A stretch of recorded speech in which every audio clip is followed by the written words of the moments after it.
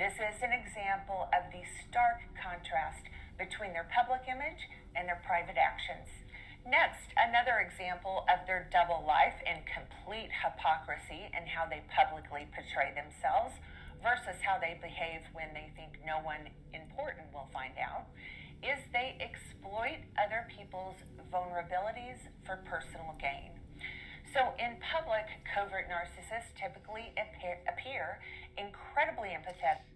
I wouldn't be surprised if some of the exploitation has been, if you speak to Dan, if you watch any of this information exposing Corinne, I'll fire you. I won't hire you for any more gigs. If that type of stuff is happening, it's going to come out eventually. Understanding and... But that is not community building. Just so you know. So every time you see Corinne send out another email about how they're on this community building arc and that they were such a big victim, understand it's all fake. It's all a facade. Just wait 6 to 9 months until the next personality schism comes out. Completely trustworthy. However, behind closed doors, and they have no, it's all platitudes. There's no plan. There's no, here are the elements and values that I think go with community building.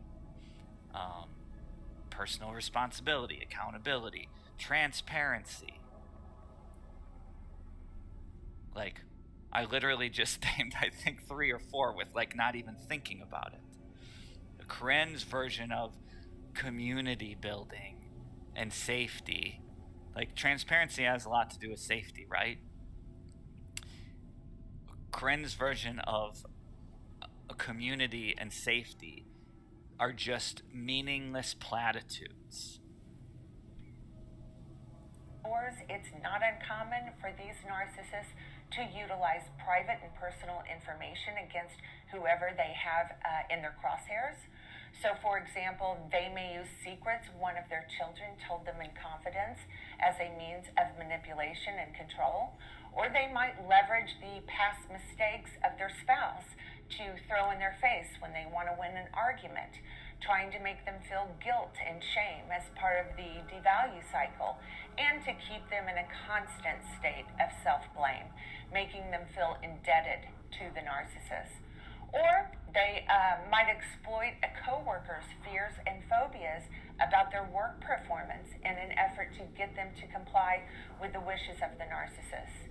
They could even exploit someone's financial vulnerabilities by controlling the access to money and resources as a form of leverage, or threaten to completely withdraw financial support from someone who is dependent on them in order to gain complete compliance of this person.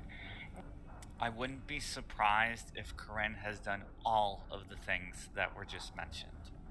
None of these abuse tactics and manipulation tactics are foreign for the covert narcissist to use in an effort to dominate and control other people.